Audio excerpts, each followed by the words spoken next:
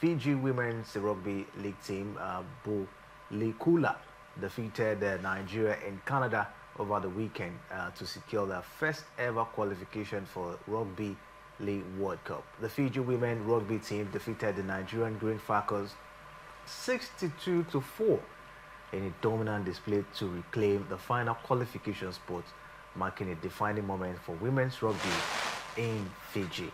62-4. What a margin, Mike?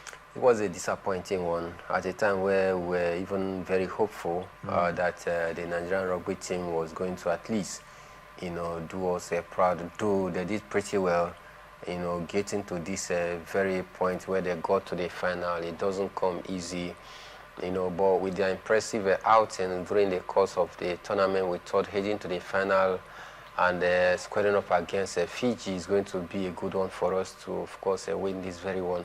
Not just winning it, but also, picking one of the tickets for next year's World Cup. But then it's quite disappointing the way and manner they were beaten by Fiji, who also were on course to make their own record as well. And I think for me, it was a great outing for the Fiji, but for the Nigerian rugby team, I think they just need to take the positive out of the game going forward, because they've actually come, so far, getting to the final.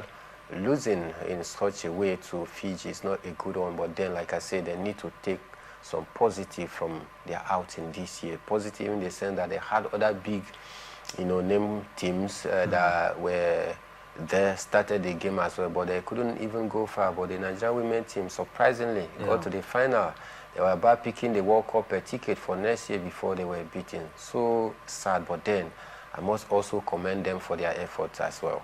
It's been a long time we heard of Nigerian rugby getting to this stage, of any competition. But that margin for me was not a good one, 62-4.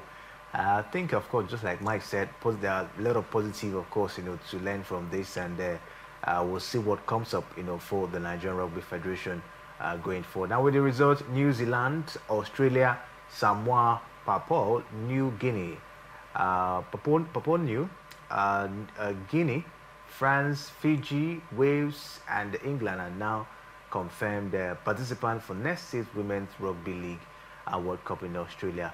The victory not only cements Fiji's place on the global stage, but also highlights the growing strength and depth of Women's Rugby League across the Pacific this time around.